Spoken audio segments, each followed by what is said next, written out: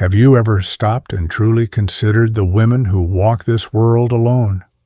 Not the ones merely between relationships or secretly longing for someone, but the ones who seem at peace in their solitude. No boyfriend, no husband, no visible signs of searching, just a quiet presence that unsettles the air around them. It's easy to assume the reason is heartbreak or fear or simply bad luck. But more often than not, the real reason is something far less comfortable, something society still hasn't learned how to talk about without flinching. Because when a woman decides to live alone, truly alone, she's not disappearing. She's uncovering. She's not lost. She's returning to herself. And that process doesn't come with applause or admiration or the soft security of company. It comes wrapped in stillness. It comes with strength. And it introduces a kind of freedom that shakes the foundations of everything we were taught a woman is supposed to be. She isn't alone because no one wanted her. She's alone because she no longer wants to burn herself down just to light someone else's world. She's not cold. She's just done offering warmth to people who only ever stood near her fire to take, never to tend it. This kind of woman disorients people, because when she no longer needs a relationship to feel real, when she no longer relies on a partner to feel purposeful, she disrupts an entire structure. A structure built on dependency, on control, on the myth that love equals need. A woman who doesn't need to be rescued doesn't fit inside that myth, and some of them don't know what to do with that. Many women even are still trying to learn how to see themselves in that mirror. The one that doesn't ask, "Who will love me?" but instead asks, "Can I love myself even when no one else is watching?" Carl Jung spoke often of the shadow, the parts of ourselves we repress, deny, or disown. And many women who choose solitude aren't doing it to escape. They are the embodiment of the collective shadow. They are who so many wish they could be but don't yet have the courage to become. They aren't shouting their independence. They aren't demanding attention. They are simply living on their own terms, not trying to charm anyone, not hoping to be noticed, just existing, quietly, freely. And that unsettles people, because the world still tries to convince us we must rush into connection, rush into proving our desirability, rush to avoid being alone. But she's found something else, something that lives on the other side of fear. She's discovered the beauty of simply being with herself. The woman who lives alone is not broken. She is not lost. She is not waiting. She is operating from a different frequency, one where nothing is begged for, where everything is chosen with intention, where her presence is enough, and that is why she is judged. That is why she is criticized, why people feel the need to label her, because beneath the silence of her life is a presence that challenges the entire emotional status quo. She isn't rejecting love. She just no longer accepts the version that requires her to become small. She wants the kind of love that doesn't ask her to shrink, to dim, to disappear. And until that love shows up, if it ever does, she will remain whole. Not because she doesn't feel, not because she doesn't hope, but because she refuses to betray herself again. Maybe that sounds dramatic. Maybe it seems like pride, or damage, or denial. But if you sit with that thought long enough, you might hear something, a quiet, pulsing question in the back of your mind. What if she's right? What if this silent path she's walking away from what everyone says she's supposed to want is the one that actually leads to the only kind of love that matters? The kind that begins with knowing yourself, with not abandoning yourself, with showing up for yourself. The silence around her isn't emptiness. It's space. It's a sacred container. Those who don't understand that will call her cold, or arrogant, or distant. But they're not seeing what she's protecting. She didn't build a wall to shut people out. She built it to stop losing herself in other people's expectations. Jung also said that what we don't face within, we project onto others. Maybe that's why so many women mistake being alone for being unloved, when, in truth, it's often the place where we finally begin to heal. While most people chase fulfillment through external attachments, she turned her gaze inward, and in that inward journey, she faced every ghost she had once run from, the wounds of childhood, the echoes of abandonment, the kind of love that disguised itself as affection but left her empty. Her solitude wasn't born from pain. It was born after pain stopped defining her. She stopped believing in the love that left her feeling smaller, stopped accepting the kind of intimacy that only ever scraped the surface of who she was. She has known heartbreak. She has known chaos. She has loved until she lost herself. But there came a day when she woke up, and the hurt no longer stung. It taught. And what it taught was this: real love doesn't ask you to bleed to be believed. It doesn't ask for performance. It doesn't thrive in confusion. She learned to want reciprocity. She learned to crave truth over charm. She is no longer impressed by effort that ends in inconsistency. She doesn't want to be saved. She wants to be seen. And that is far more difficult to offer because it requires honesty. It requires presence. It requires the kind of courage that not everyone is willing to bring to the table. She's not unreachable. She's just unwilling to abandon herself again, and that is the quietest revolution of all. The woman who now walks alone, head high and eyes clear, did not always carry such peace. Before she learned to stand firm in her solitude, there was a time she gave too much. There was a time she stretched herself thin to be loved, wore masks to be accepted, and poured from an empty cup to keep someone else full. She didn't wake up in her power. She crawled there. She once believed that love required sacrifice, constant, unspoken, exhausting sacrifice. She tolerated silence in place of intimacy, inconsistency in place of commitment. She called absence patience. She called confusion chemistry. There was a time she believed that love had to hurt a little to mean something. So she stayed, even when she was starving. She held on, even as she unraveled. She begged not out loud, but in the ways women are taught to, by staying silent, being accommodating, smiling through pain. Until one day, the quiet ache inside her became louder than the hope she kept feeding, and something within her shifted. Not a loud collapse, not a dramatic explosion, just a quiet, final exhale, a knowing that this, whatever this was, wasn't love. At least, not the kind she deserved. She didn't storm out. She didn't announce it to the world. She simply began the process of returning to herself.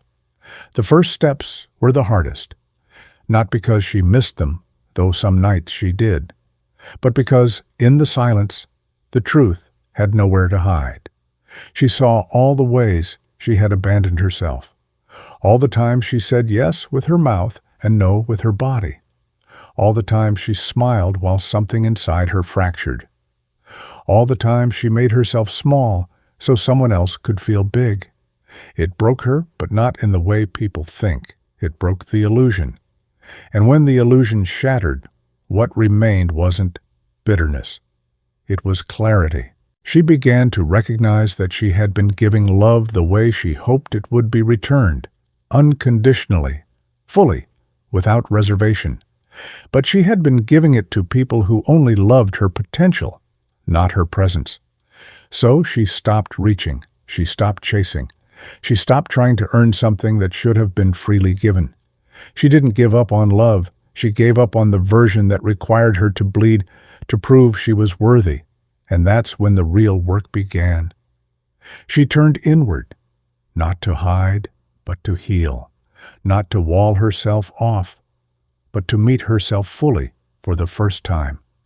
Carl Jung once said that the parts of ourselves we refuse to face end up controlling us from the shadows. She decided to face them all. She met her shadow with open eyes, the fear of being alone, the guilt of saying no, the shame of not being enough, the belief that being wanted was the same as being safe. She held each wound, traced its edges, listened to its origin, and, little by little, she began to release what no longer belonged. Healing was not linear. Some days she felt powerful. Other days she wanted to go back to something familiar, even if it hurt. But every time she was tempted to return to a love that made her question herself, she remembered. Peace had never lived there. So she kept going. She redefined what it meant to be whole. She began honoring her body, her needs, her time. She created rituals instead of routines. She filled her space with art, light, stillness. She learned to enjoy her own company, not tolerate it, but cherish it. She no longer needed to be validated to feel valuable. She no longer needed noise to distract her from her truth. Her solitude became sacred, not because she closed herself off from the world, but because she finally stopped inviting in people who came only to take. She stopped confusing presence with connection. She stopped accepting half-love out of fear of having none. Now she listens closely to herself. She trusts the small voice inside her that once whispered warnings she used to ignore.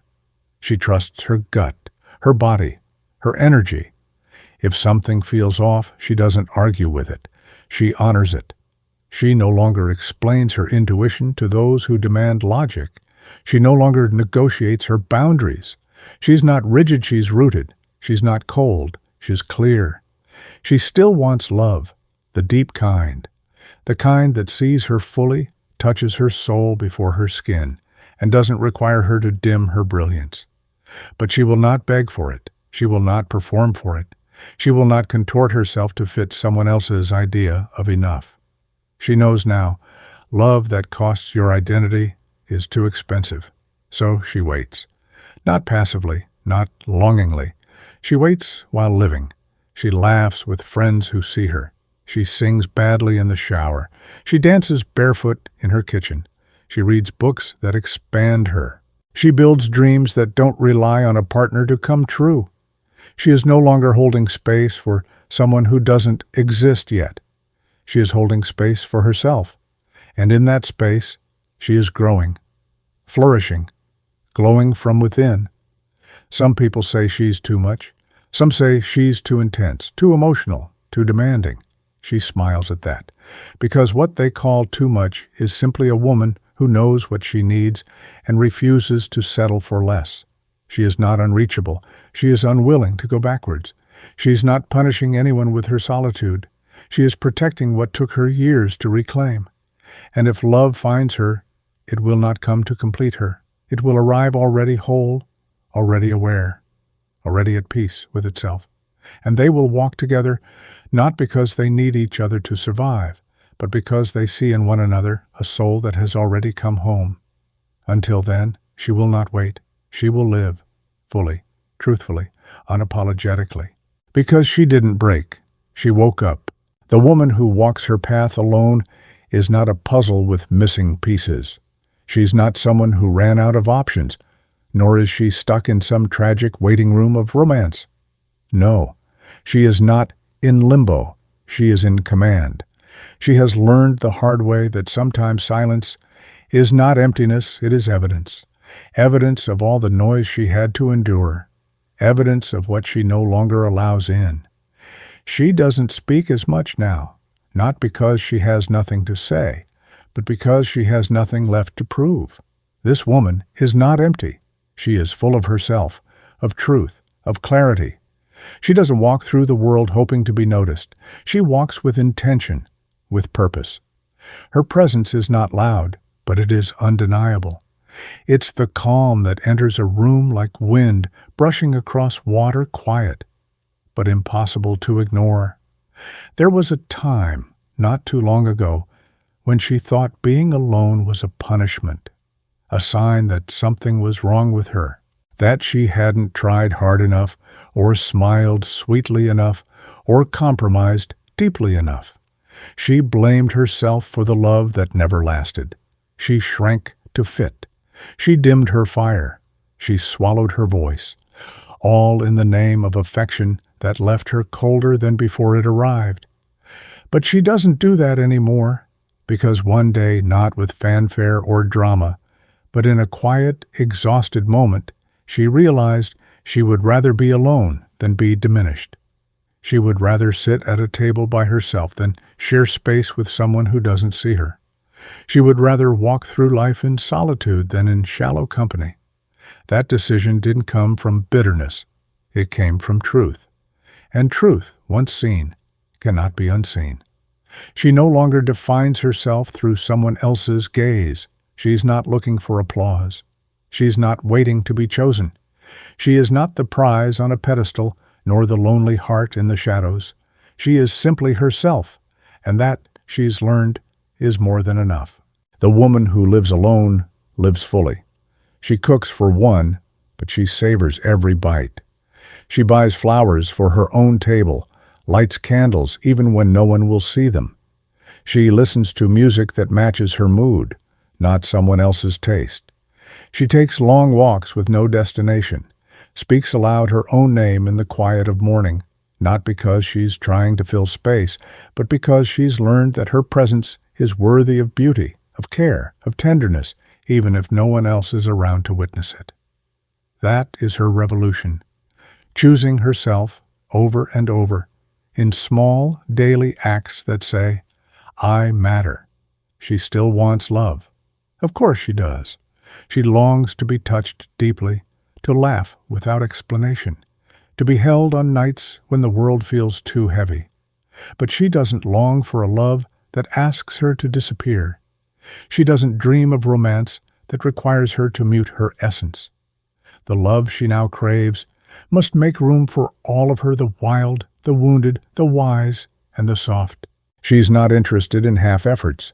She's not available for relationships that come with conditions. She won't twist herself to fit into someone else's narrative, not anymore. People say she's intimidating, that she's too much, too guarded, too deep. But she knows what that really means. It means she can no longer be manipulated.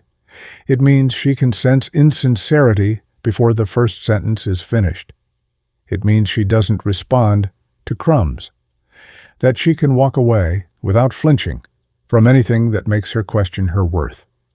That kind of self-possession makes people nervous, especially in a society that has told women for centuries to be agreeable, accommodating, soft-edged, a society that taught us that a woman's value increases when she is attached to a man, that a woman alone must be pitied, fixed, or explained. But she doesn't explain herself anymore. She has rewritten the narrative.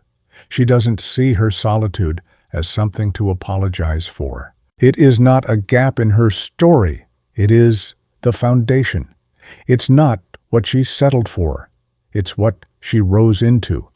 She's walked through fires. She's sat in rooms filled with silence so loud it echoed.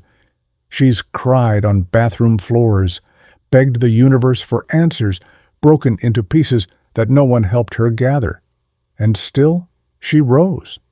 Each time with a little more clarity, a little more grace, a little more grit. She no longer wears masks. She no longer performs for love. She no longer trades authenticity for acceptance. And when people ask why she's alone, she doesn't say, I'm just focusing on myself to make them feel comfortable. She says, because I'm not willing to shrink again, and she means it. Carl Jung once said that those who look outward dream, but those who look inward awaken. And she has awakened. She's faced the shadows, hers and others. She's sat in discomfort and grown new skin around old wounds. She's grieved what could have been and celebrated what still might be. She doesn't fear the dark corners of her soul anymore. She's learned that those spaces hold treasure, not shame. And so she walks differently now. She chooses with intention. She pauses before saying yes, because she knows what a yes costs when it's not authentic. She no longer confuses urgency with connection. She's not impressed by flashy gestures or rehearsed charm. She wants presence, stillness, depth. She wants a connection where silence is safe, where truth is shared gently, where love isn't a game of power, but a meeting of equals. Until then, she's not holding her breath. She's breathing deeply, living fully, resting when she needs to, speaking when it matters, and being unapologetically, radiantly herself. And the world may not understand her, may keep telling her she's missing out, that she's too picky, that time is running out. But she doesn't live by the world's clock anymore. She's not racing toward some fairy tale finish line. She's not counting milestones to validate her journey. She measures her life in moments of alignment, in days where peace outweighs performance, in the joy of knowing she did not abandon herself, not this time. She is not waiting for love to save her. She is not hiding from it either. She is preparing, holding space, building a life so full, so rich in self-awareness, that love will have to meet her there, whole, honest, and ready. Until then, she is not half a person. She is not a sad story. She is a force. She is a presence. She is a quiet revolution. And she's just getting started.